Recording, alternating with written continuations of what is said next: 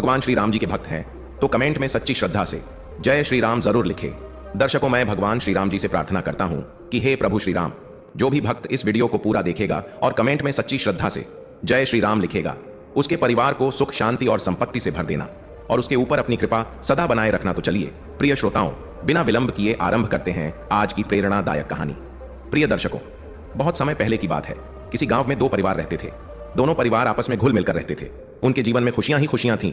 वे परिवार जहां भी काम करते, साथ में ही काम करते और अपने काम को नीटा कराते थे।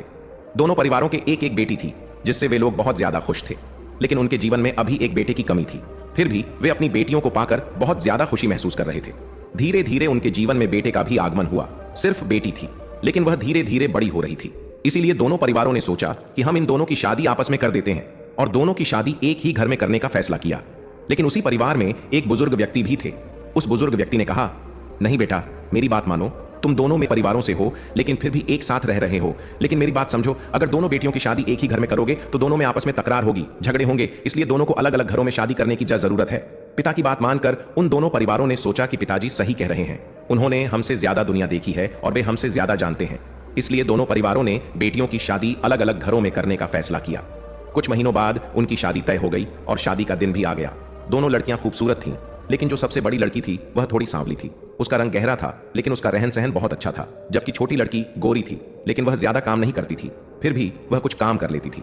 दोनों का स्वभाव बहुत अच्छा था। एक समय आया जब दोनों की शादी एक ही दिन हो गई। शादी के बाद वे अपने अपने ससुराल चली गई। जो बड़ी बेटी थी वह सांवली थी। जब उसके पति ने उसे देखा तो वह खुश नहीं हुआ। उसने अपने मन को समझाने की कोशिश की, लेकिन वह उससे आकर्षित नहीं हो पा रहा था। धीरे धीरे वह अपनी पत्नी से दूरी बनाने लगा और अपने माता पिता से झगड़ने लगा। वह कहने लगा, मैंने पहले ही कहा था कि मुझे उस लड़की से पहले मिलवा दो, लेकिन आपने मुझे उससे नहीं मिलवाया। आपने मेरे लिए एक सांवली लड़की पसंद की है। मैं इसके साथ जीवन कैसे बताऊंगा। माता पिता ने उसे समझाया और कहा, बेटा, यह लड़की काली नहीं है, बस थोड़ी सांवली है। हम भी सांवले हैं, तो क्या इसका मतलब यह है कि हमारा शादी विवाह नहीं होना चाहिए था? हमारी शादी भी हुई और हमारा जीवन भी अच्छा चल रहा है। हमारे बच्चे हुए और अब तुम्हारी भी शादी हो गई है। तुम ऐसे तकरार कर रहे हो जैसे तुम्हें यह कोई नागिन लग रही है। तुम्हें इसके साथ अपना जीवन बिताना पड़ेगा। लेकिन वह नहीं माना और कहने लगा, नहीं, मैं इसके साथ अपना जीवन कभी भी व्यतीत नहीं करूंगा। इधर उसकी पत्नी बहुत परेशान थी। तभी उसी गांव में एक बुजुर्ग औरत थी। लोग उसे काकी काकी कहकर बुलाते थे। जब उसने यह बात सुनी तो उसे बहुत दुख हुआ। उसे लगा कि कोई भी लड़की किसी घर की बहू बनती है तो वह उसकी भी बेटी के समान होती है। वह बुजुर्ग औरत उस परिवार के घर में जाने लगी। वह बहू को देखने के बहाने वहां पहुंची। जब उसने बहू को देखा तो कहा, सच में यह बहू तो बहुत सुंदर है। पति ने जब यह सुना कि काकी मां कह रही हैं कि उसकी पत्नी बहुत सुंदर है, तो वह जो बाहर बैठा था दौड़ कर आया और कहने लगा, काकी, क्या आपको मेरी बहू पसंद आ रही है? आप बताइए, आपको यह कैसे सुंदर लग रही है? मुझे तो बिल्कुल भी सुंदर नहीं लग रही। काकी मां मुस्कुराई और कहने लगी, बेटा, तुम्हारी बहू लाखों में एक है। तुम्हारी बहू बहुत सुंदर है। अगर तुम इससे दूरी बनाओगे तो तुम्हारे लिए और ज्यादा दुख और परेशानी होगी। तुम्हारी बहू का स्वभाव और रहन सहन बहुत अच्छा है। तभी वह लड़का कहने लगा, नहीं, इसकी छोटी बहन है, उससे मेरी शादी करवा दीजिए। वह गोरी है और वह भी तो अच्छी है। काकी मां ने उसे समझाया और कहने लगी, बेटा, क्या तुम सिर्फ शक्ल देखकर शादी कर चुके हो? लड़का बोला, काकी मां, लेकिन शादी तो चेहरे को देखकर ही होती है। बाद में उसका चाल चलन देखा जाता है। काकी मां हंसते हुए बोली, बेटा, अगर तुम्हें सुंदर बहू मिल जाए लेकिन वह तुम्हारे माता पिता से झगड़े करे, तुमसे अच्छा व्यवहार न करे, तो तुम्हें कैसा लगेगा? लड़का चुप हो गया। काकी मां ने आगे कहा, बेटा, तुम इसी के साथ अपना जीवन व्यतीत करो। मैं तो सुन रही हूं कि तुमने अपनी सुहाग रात भी इसके साथ नहीं बिताई। आखिर ऐसी क्या मजबूरी थी? लड़का बोला, मेरी ही किस्मत में यही लड़की लिखी थी। मेरे माता पिता ने मेरे साथ जो किया वह नहीं करना चाहिए था। वह मायूस होकर यह बात कहता हुआ वहां से चला गया। काकी मां उसकी बात को समझ रही थी और सोचने लगी कि अगर कुछ उपाय नहीं किया गया तो इस स्त्री का जीवन पूरी तरह बर्बाद हो सकता है। वह 2 दिनों तक स्थिति को देखती रही। इधर वह स्त्री जो थोड़ी सांवली थी खुद भी परेशान हो चुकी थी। वह सोचने लगी कि माता पिता ने उसकी शादी ऐसे घर में कर दी जहां उसके पति उसे स्वी नहीं कर रहे।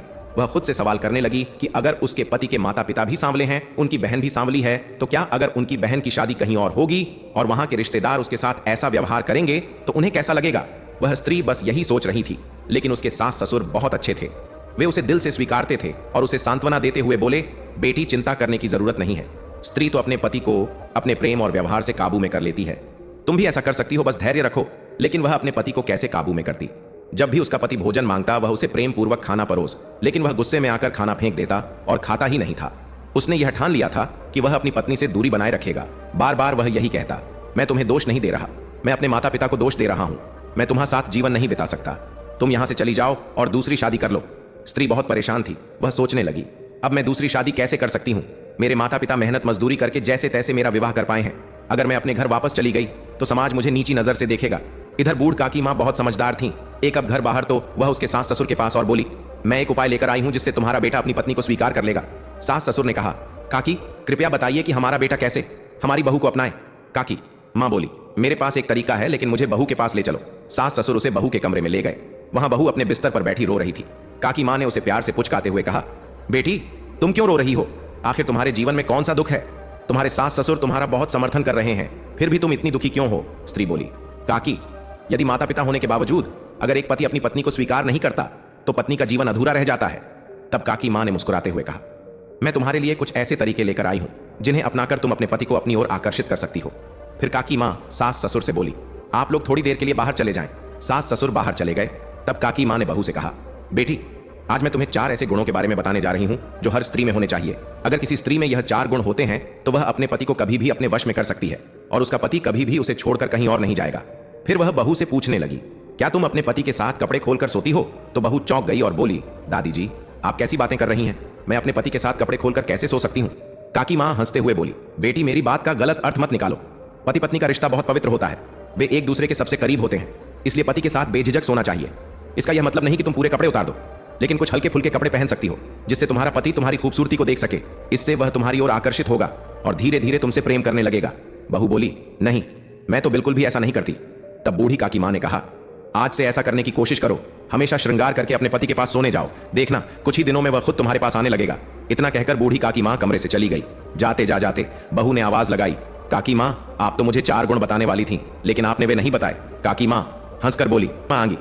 रात में जब उसका पति कमरे में आया तो उसने फिर से सोने से मना कर दिया, लेकिन क्या करता, घर में कमरों की कमी थी, इसलिए उसे उसी कमरे में सोना पड़ा। उसने अपना मुंह घुमा लिया और सोने की कोशिश करने लगा।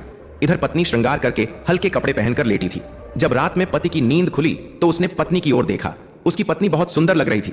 उसने सोचा, मेरी पत्नी तो सच में बहुत खूबसूरत है, फिर भी मैं इससे दूर भाग रहा हूं, आखिर क्यों? वह बार बार उसकी ओर देखने लगा। उसका चेहरा, उसके अंग प्रत्यंग उसे आकर्षित करने लगे। तभी पत्नी की भी नींद खुल गई। उसने हल्के से अपनी आंखें खोली और देखा कि उसका पति उसे निहार रहा है।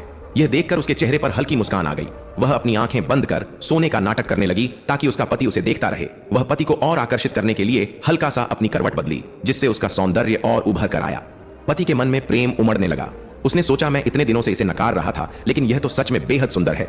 वह अपनी पत्नी के और करीब आ गया। पत्नी ने भी महसूस किया कि उसका तरीका काम कर रहा है।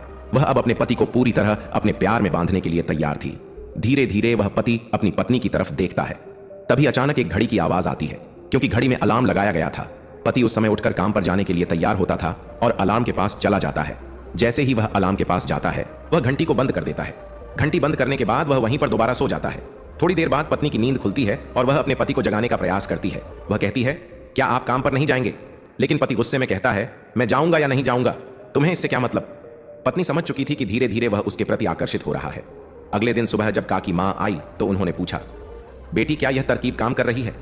पत्नी ने जवाब दिया, नहीं माँ, अभी तक पूरी तरह से असर नहीं हुआ, लेकिन धीरे धीरे इसका प्रभाव दिखने लगा है। दर्शकों, अगले दिन जब पति काम करके घर लौटा तो उसने देखा कि उसकी पत्नी बहुत सुंदर लग रही है। जैसे ही वह अपनी पत्नी के पास आया, उसने उसे बाहों में भर लिया और बिस्तर पर लेट गया। इससे पत्नी बहुत अच्छा महसूस करने लगी और दोनों के बीच प्यार भरी बातें होने लगी। इससे उनका रिश्ता पहले से मजबूत होने लगा।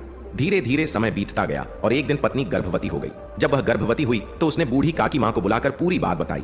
काकी माँ बहुत खुश हुई और कहने लगी, बेटी एक पत्नी चाहे तो अपने पति को अपने अनुसार बदल सकती है, चाहे वह जैसा भी हो। तभी पत्नी ने पूछा, काकी माँ क्या अब आप मुझे वे 4 गुण बताएंगे? फिर वह कहने लगी, मैं हमेशा बिना कपड़ों के अपने पति के साथ सोना पसंद करती हूँ। इस पर काकी माँ ने कहा, बेटी लेकिन अब तो तुम्हारा उद्देश्य पूरा हो चुका है, अब तुम्हें यह जानने की जरूरत ही नहीं है, लेकिन मैं तुम्हें यह अवश्य बताऊंगी कुछ समय बाद जब मैं फिर आऊंगी। इतना कहकर काकी माँ वहां से चली गई।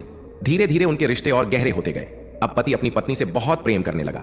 धीरे धीरे यह बात उसके दर्शकों में फैल गई। जब दर्शकों ने इस पर मजाक उड़ाना शुरू किया तो पति ने कहा, क्या तुम लोगों ने मेरी पत्नी को देखा भी है? वह कितनी सुंदर है। दर्शकों ने हंसते हुए कहा, हम तो तेरी पत्नी को बहुत अच्छे से जानते हैं, वह तो बगल के गांव में रहती थी और एक सेठ के यहाँ काम करती थी, वह तो काली थी। यह सुनकर पति ने कहा, नहीं वह काली नहीं बल्कि गौरी है और उसकी सुंदरता तो हमारे गांव की बाकी स्त्रियों से भी अधिक है। दर्शकों की बातें सुनकर वह गुस्से से आगा बबूला हो गया और कहने लगा, आज से तुम लोग मेरे दोस्त नहीं रहे, क्योंकि मेरी पत्नी इतनी सुंदर है, फिर भी तुम लोग मेरा मजाक उड़ा रहे हो। समय धीरे धीरे बीतने लगा। अब उसकी पत्नी पूरी तरह गर्भवती हो चुकी थी। उसने सोचा कि वह अपनी छोटी बहन को यह खुशखबरी दे। जब उसने अपनी छोटी बहन के पास संदेश भेजा तो उसका पति उसकी बहन से मिलने गया। जब पति छोटी बहन के घर पहुंचा तो उसने देखा कि उसकी पत्नी की बहन बहुत दुबली पतली और कमजोर हो चुकी है। यह देखकर उसे दुख हुआ। उसने सोचा मेरी पत्नी तो गर्भवती हो चुकी है, लेकिन इसकी शादी भी मेरे विवाह के समय ही हुई थी, फिर भी यह मां नहीं बन पाई। जब उसने यह बात अपनी पत्नी को बताई तो पत्नी ने अपनी बहन को लाया और पूछा, बहन तुमने अपनी हालत इतनी खराब क्यों कर ली? तुम मां क्यों नहीं बन पा रही हो?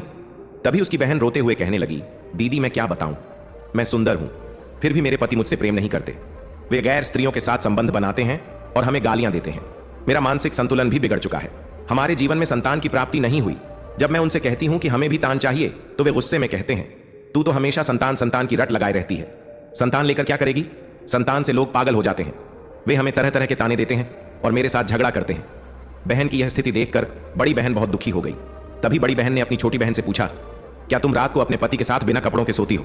छोटी बहन ने जवाब दिया, दीदी मैं पूरी तरह बिना कपड़ों के सोती हूं, फिर भी मेरे पति मुझसे मोहित नहीं होते।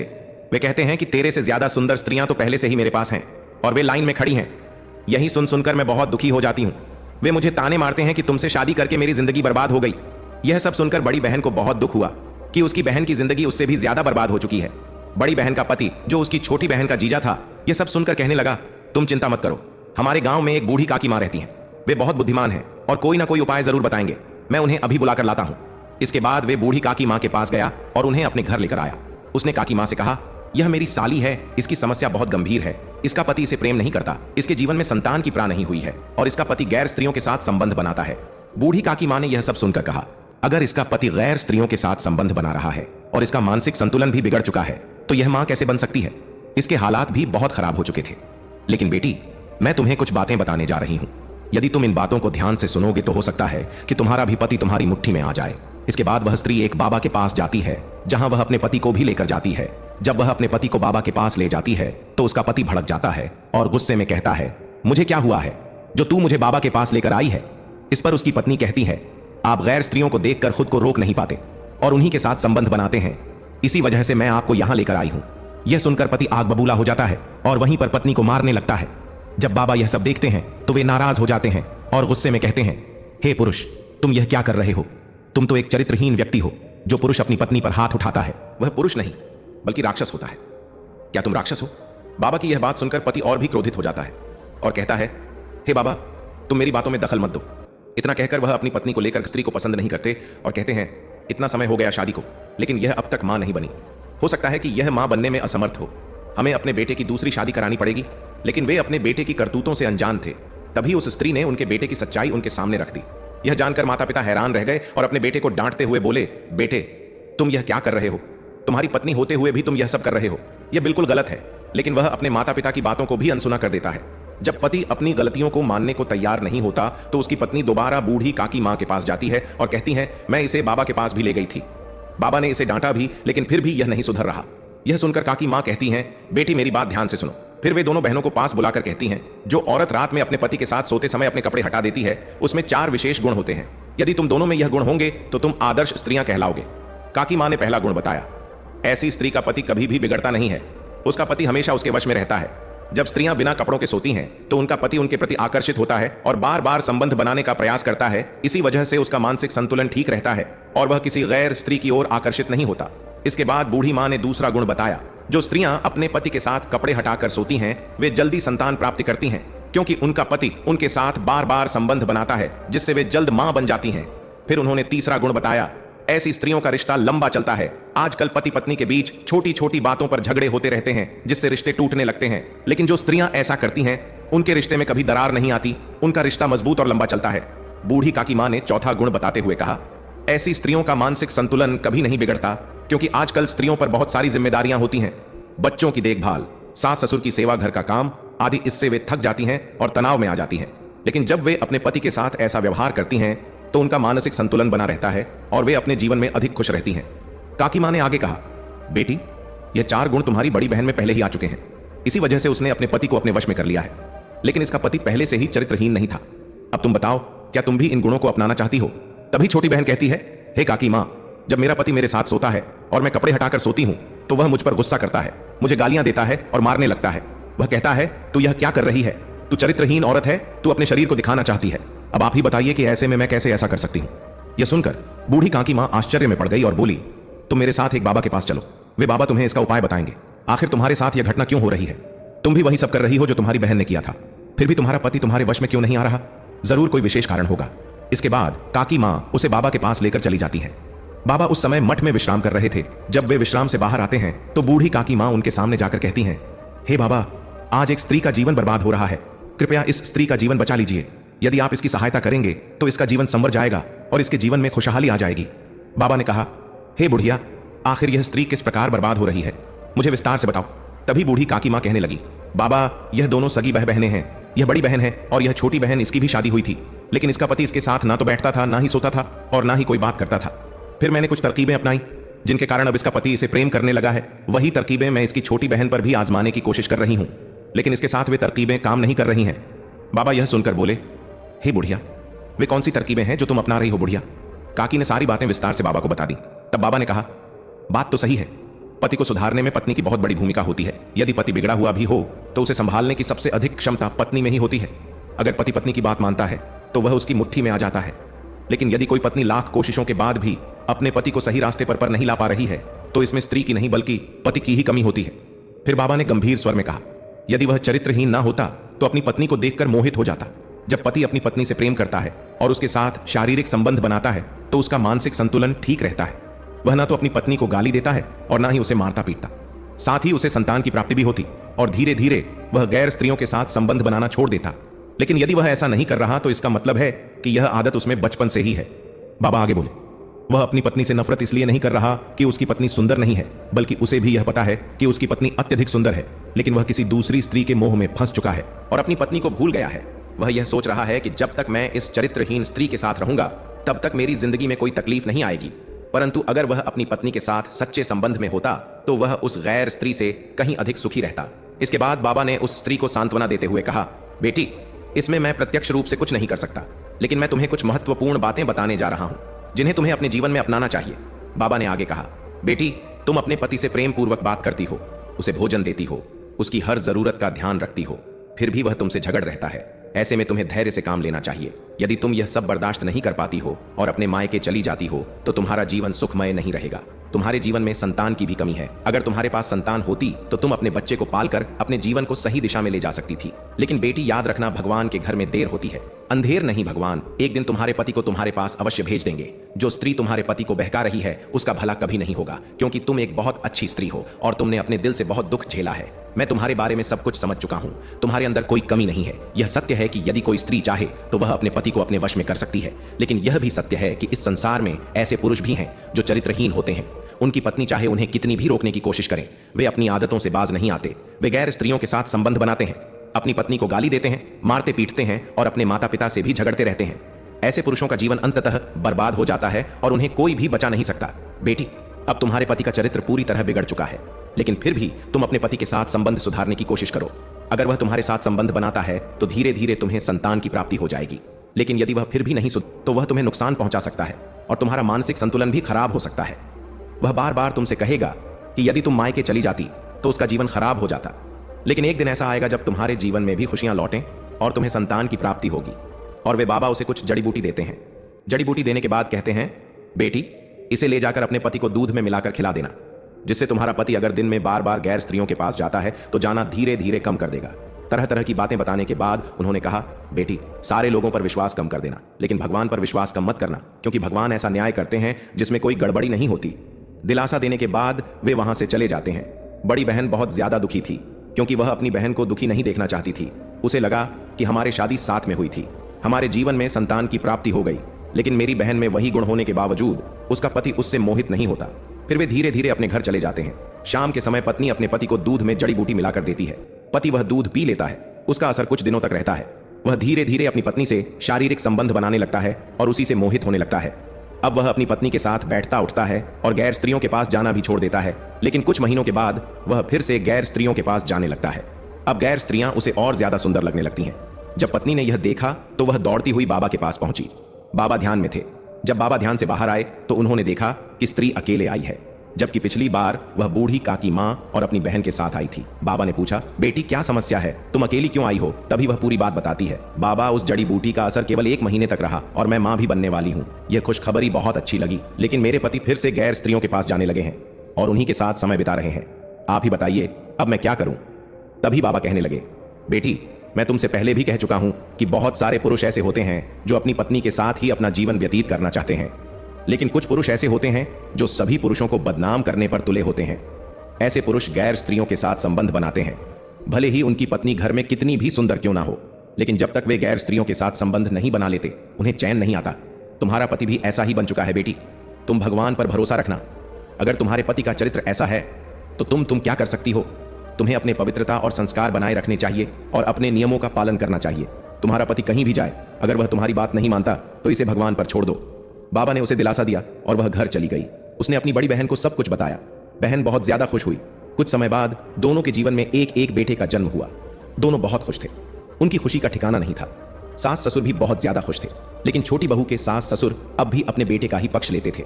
इसके बावजूद वे अपनी बहुओं से ज्यादा प्यार नहीं करते थे। लेकिन पोता हो जाने के बाद वे पोते से प्रेम करने लगे। धीरे धीरे समय बीतता गया और वह स्त्री फिर से गर्भवती हो गई। जब वह दूसरी बार गर्भवती हुई तो बड़ी बहन बहुत ज्यादा खुश थी, क्योंकि इस बार वह गर्भवती नहीं थी। लेकिन उसकी छोटी बहन गर्भवती हो चुकी थी। उसका पति गैर स्त्रियों के साथ संबंध बनाता था, लेकिन अब वह अपनी पत्नी के साथ भी संबंध बनाने लगा था। धीरे धीरे पत्नी प्रयास करने लगी कि वह अपने पति को पूरी तरह से अपने बस में कर ले, लेकिन वह सफल नहीं हो पाई। उसका पति अब भी गैर स्त्रियों के साथ संबंध बनाता था, लेकिन अब उसमें 3 गुण आ चुके थे। फिर भी वह कहने लगी, एक गुण अब भी मुझ में नहीं आया है। दर्शकों, ठीक उसी प्रकार अगर कोई भी स्त्री यह चाहे कि वह अपने पति को पूरी तरह से अपने बस में कर ले तो वह कर सकती है। लेकिन कुछ ऐसे पति होते हैं जिन्हें बस में करना बहुत मुश्किल होता है और उन्हें बस में नहीं किया जा सकता। इसलिए आप उन्हें कितना भी अपने बस में करने की कोशिश करें, लेकिन उनकी जो आदत होती है वह कभी खत्म नहीं होती। इसलिए सभी औरतों से अनुरोध है कि अगर आप अपने पति से हार चुकी हैं, परेशान हो चुकी हैं, तो आप अपने पति को समझाने का प्रयास करें। लेकिन अगर वह फिर भी नहीं मानता है तो आप भगवान पर भरोसा करें। भगवान एक ना एक दिन जरूर न्याय करेंगे। तो दर्शकों, उम्मीद करता हूं कि यह बातें आप सभी को पसंद